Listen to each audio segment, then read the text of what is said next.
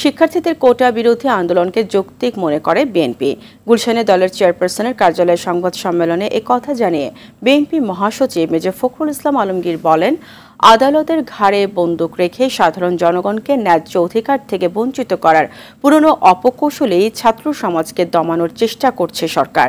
আইন ও বিচার বিভাগের দোহাই দিয়ে ছাত্র সমাজের যৌক্তিক দাবি দমনের চেষ্টা ব্যর্থ হবে বলে মনে করেন ফখরুল।